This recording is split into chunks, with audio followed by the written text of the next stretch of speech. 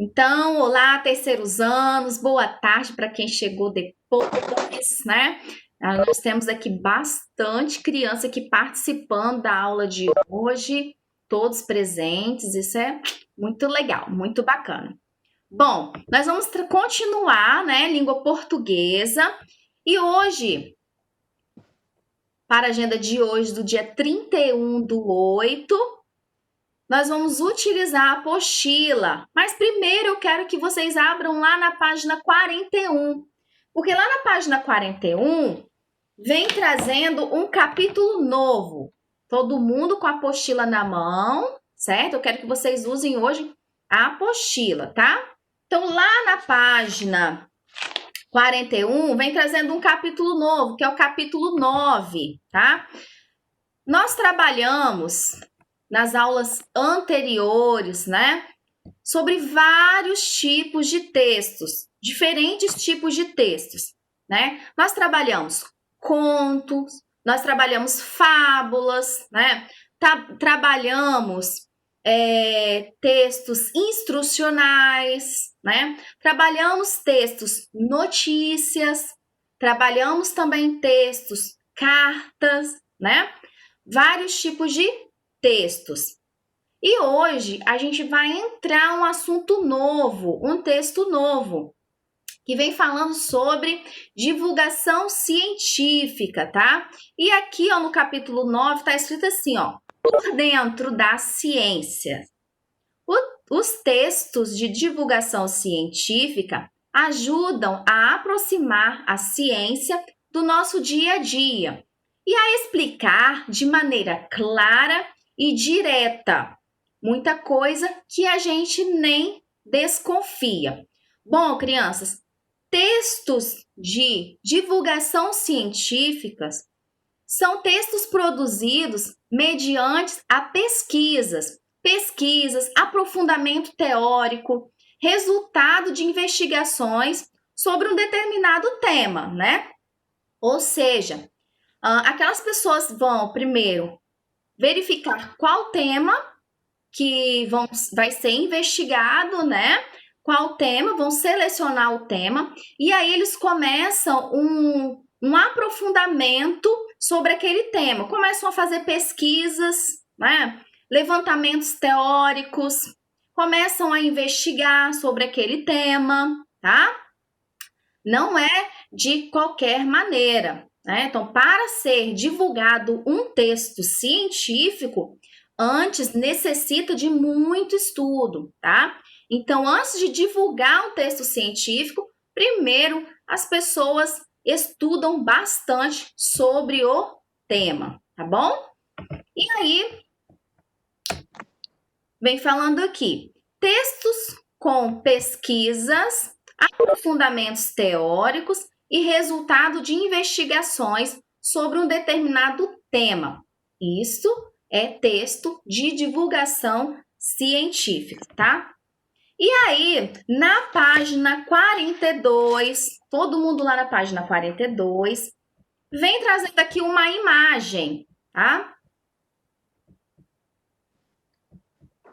Opa, vou colocar aqui novamente, que caiu pede para a gente conversar sobre esta imagem, né? Vários tipos de objetos. Número 1, vem perguntando: você sabe o que faz um cientista? Você sabe o que faz um cientista, Lorenzo?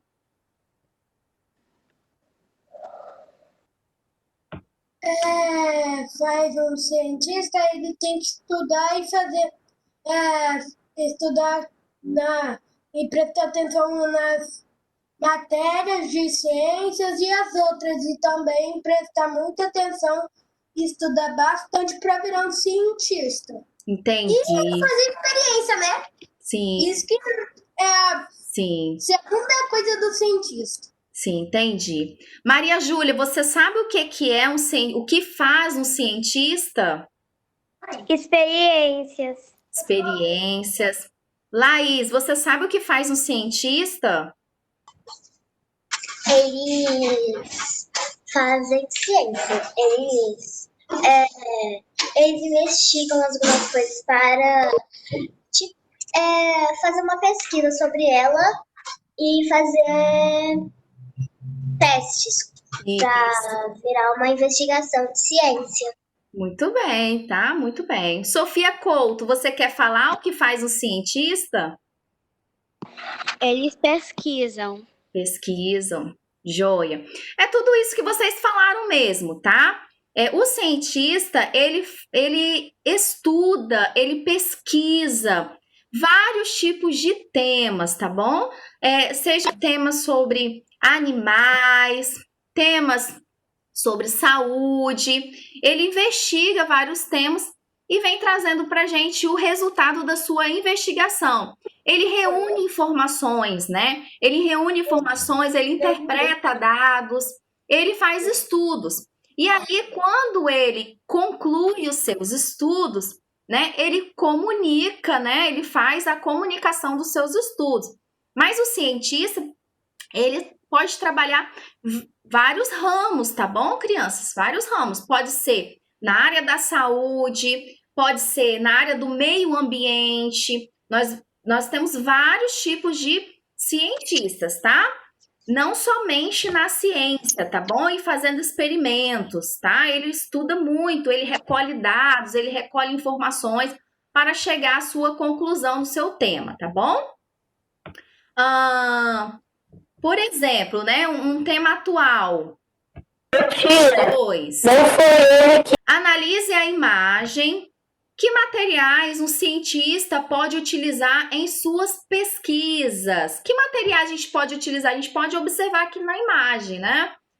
Quem quer responder? Pode falar, Miguel Bessa, que está com a mão levantada. Que tipo de materiais?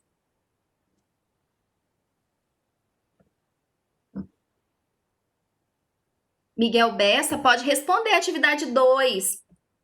Você vai observar a imagem.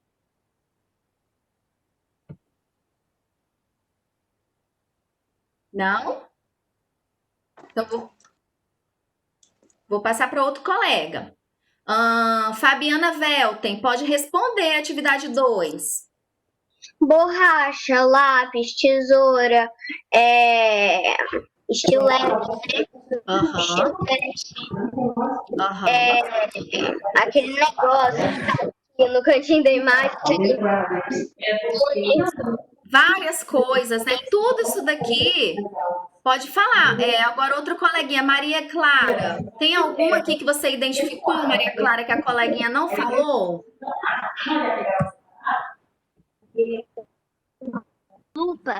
Lupa. Ok. Miguel Bessa, tem algum aqui que algum coleguinha não falou ainda? Não?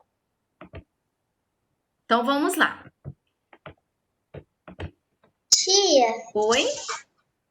Telescópio. Telescópio. A primeira atividade, ela ela é Tia. Oi. Escolhe eu. Pode falar. Tia, régua. Régua. Tudo bem, régua também. Obrigada, Felipe. Calculadora, falaram lá no chat, né? Hugo, pode falar. Você encontrou algum Hugo que o colega não falou?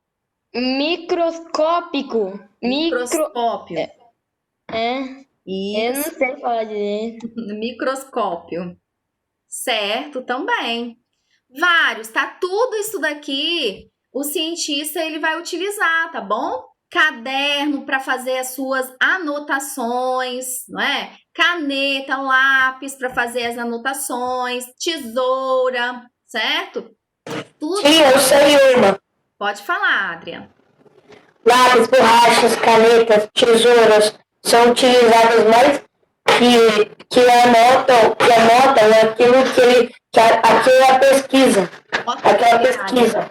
Certo, obrigada. Então, a tia Michelle escreveu aqui alguns, mas são vários, tá bom? Que vocês colocaram aí, está correto, tá? Lupa, calculadora, microscópio. E aí a tia Michelle acrescentou aqui, colocou etc. Por quê? todos esses materiais o cientista utiliza, tá bom? Para suas coletas de dados. Primeiro, ele reúne suas informações, interpreta dados, né? E ele vai utilizar todos esses materiais aqui. Número 3. Em que meios podemos buscar informações sobre descobertas científicas? Em que meios? Onde a gente consegue informações sobre descobertas científicas? A gente encontra aonde? Certo? Aonde a gente encontra? Quem quer responder aí para a tia Michele essa número 3? Pode falar, Bárbara. Tia, posso te pedir uma coisa? No final da Pode, Lourenço. No final da aula você pode. eu quero mostrar os negócios que eu fiz com o papai trouxe pra mim, naqueles negócios do trabalho dele da seda. Ele me Tá deu joia. uns negócios de fazer experiência e eu fiz. Botei tinta, botei água e eu botei um pouquinho de álcool agora. Tá bom, obrigada. Parece Deixa agora, Lourenço. Deixa agora a Bárbara falar, tá bom, meu amor? Depois, no final da aula, você mostra, tá? Tá bom? Eu vi também um coleguinha aí com o microscópio, também pode mostrar no final da aula, tá? Vamos lá? Responde pra gente, Bárbara, número 3. Eles tiram os negócios científicos lá do laboratório. Uhum. Mas aqui, na número 3, vem falando assim, ó. Em que meios podemos buscar informações sobre descobertas científicas? Em que meio nós podemos buscar essas informações? Nós podemos buscar essas informações em revistas, jornais, livros, internet, também enciclopédias, tá? Aí na número 4, vem falando assim, uma coisa muito importante. Todas as informações que encontramos na internet são confiáveis.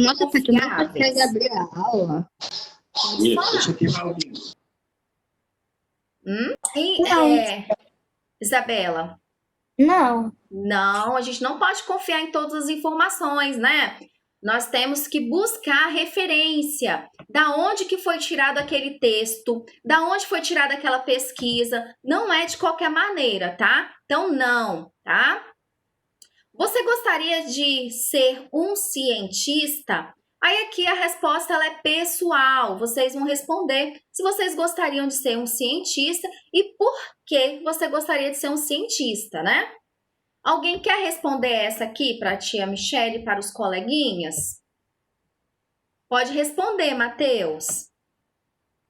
Que não falou ainda.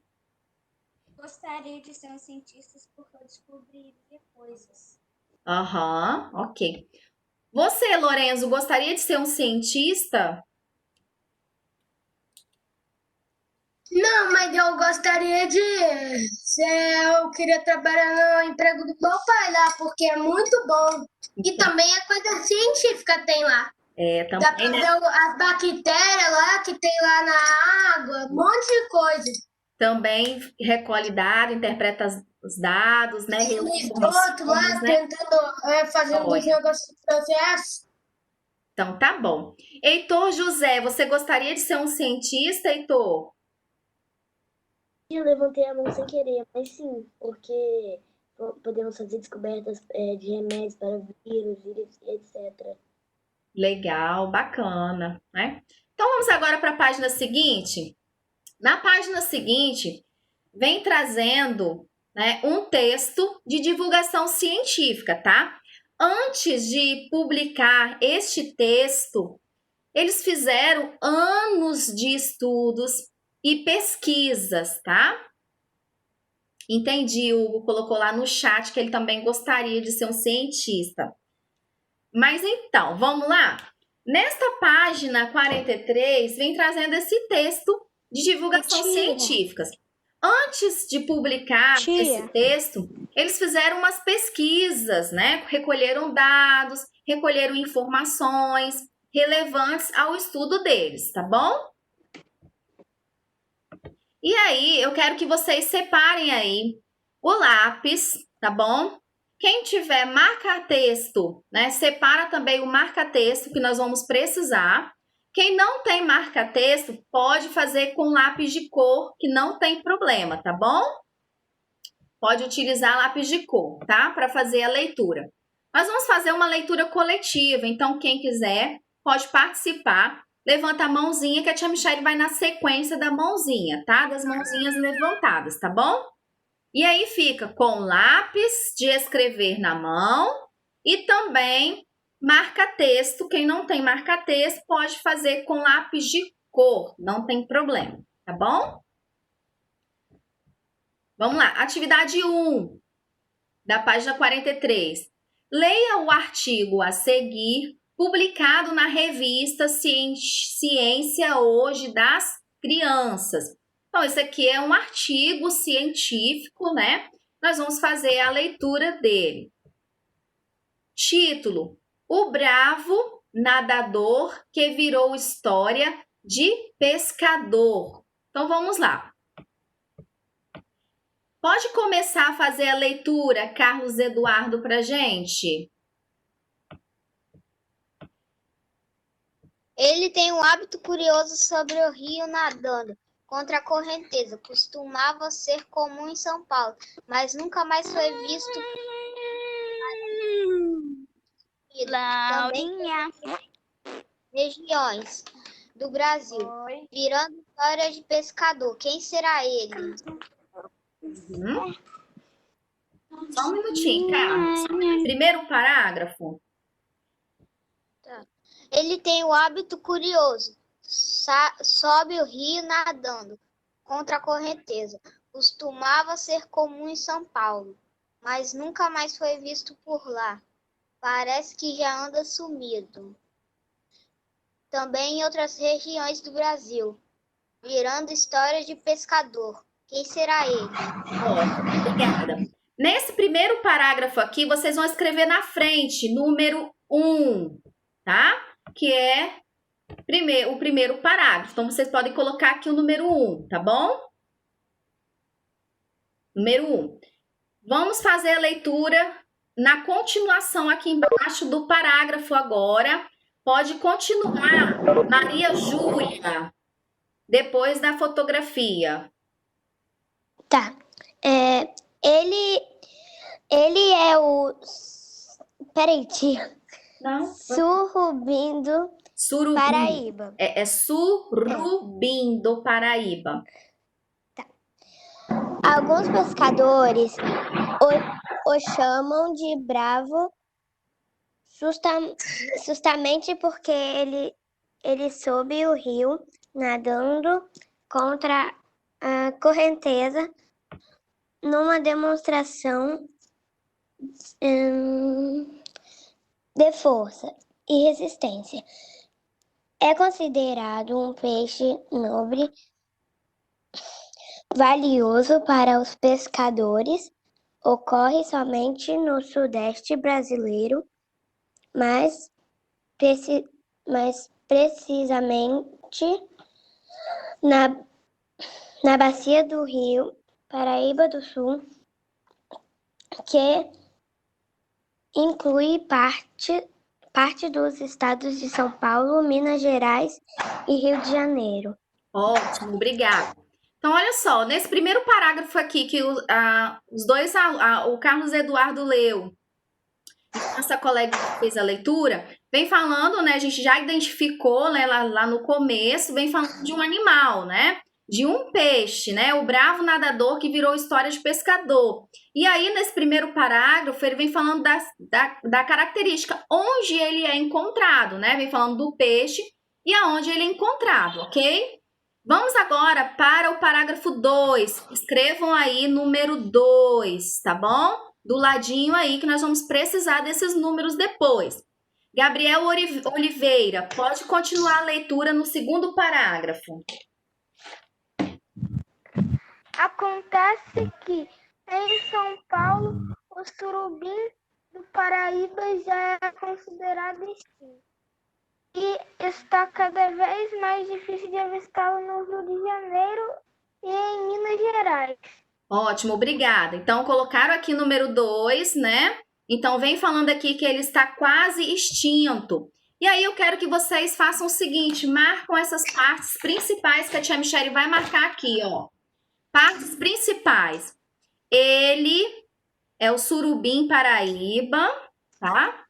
Alguns pescadores chamam de bravo, porque sobe o rio nadando contra a correnteza. Pode grifar. Professora, por que ele está sendo extinto? Nós vamos descobrir conforme a leitura do texto, tá bom, Felipe? Nós temos 3 páginas de leitura e a gente vai descobrir lá na frente. Então, façam aí essa marcação, que são as partes principais. Aqui também, ó, que o Gabriel fez a leitura.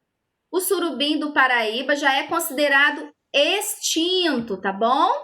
Quase, na verdade, quase extinto ele é considerado, tá? Se continuar da forma que tá, vai chegar um momento que ele nem vai existir mais, certo? E aí a gente vai descobrir conforme a leitura científica que a gente está fazendo aqui, tá? Então, façam as marcações, primeiro parágrafo, segundo parágrafo e essas aqui, e essas marcações, tá? Nós vamos para a página seguinte agora. Tia, não, Sim. não. Tia, não são 3 parágrafos, não? Não, por enquanto 2. Próxima leitura agora, hein? Vamos lá. Leitura, continuando a leitura coletiva, tá?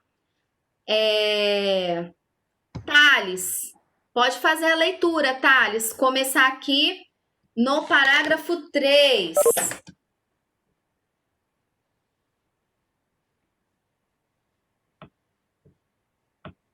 Pode começar. Thales, que está com a mão levantada. Thales Araújo. Não? Pedro Nunes, então. Pedro Nunes. Pode fazer a leitura do terceiro parágrafo. Tia.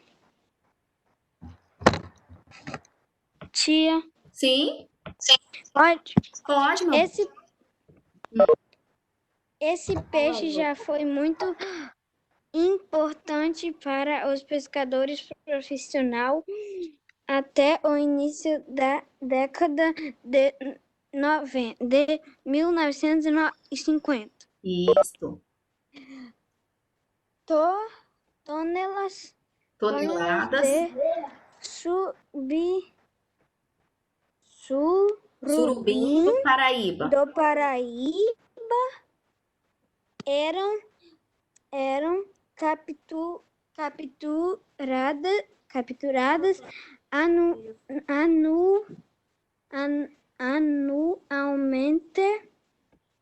anualmente. Isso, pronto. Pode continuar aqui no outro parágrafo.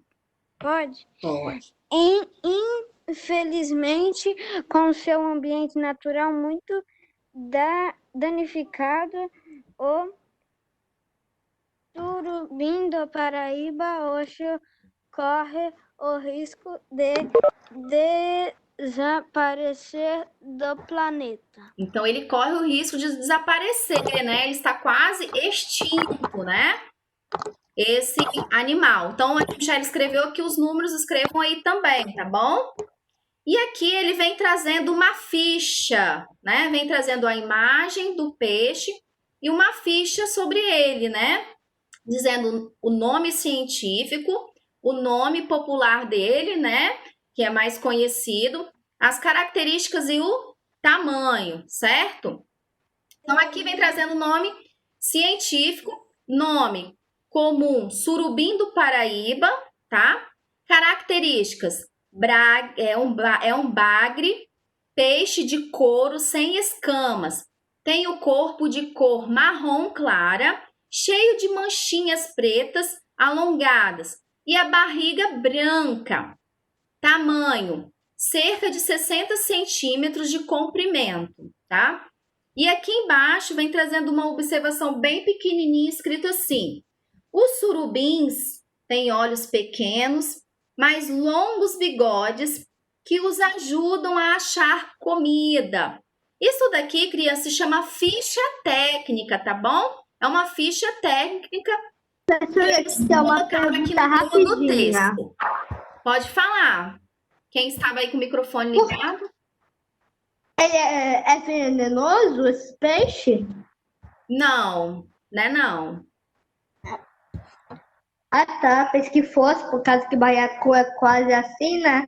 Vamos lá, criança. Agora a gente vai para o subtítulo. Pode falar, Miguel Bessa.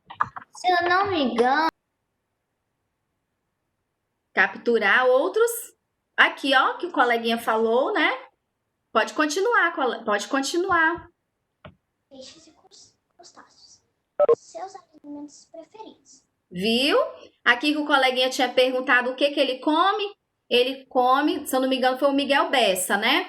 Ele come outros peixes e crustáceos, né? Que são seus alimentos preferidos. Então, aqui vocês vão marcar aqui o número 5, tá bom? E vocês vão pintar toda essa parte aqui. Oi? Vocês vão pintar todas essas partes aqui, porque elas são importantes, tá? Que vem falando sobre o dia a dia dele, o que ele faz, não é? A vida dele, né? Ele geralmente, ele descansa durante o dia, né? E aí, à noite, ele tem hábitos noturnos, né? Porque é à noite que ele costuma se movimentar e se alimentar, tá bom? Por isso que se chama... Por isso que nós dizemos hábitos noturnos. Descansa o dia e se movimenta à noite. Pode falar, Pedro. Tia, Sim. Tudo que tem que grifar aqui no Tudo. 5? No 5 você pode grifar tudo, porque toda esta parte aí é importante. Grifar ou pintar, né? Beleza. E agora eu posso Beleza. mostrar. Espera um pouquinho, Lourenço. Tá bom? Grifar ou pintar, ok? Então, vejam só, a nossa primeira aula acabou aqui agora. A gente vai para a segunda aula depois, às 14 horas, continuar fazendo a leitura deste texto, tá? Então, ó, um beijo para vocês até 2 horas. Quem está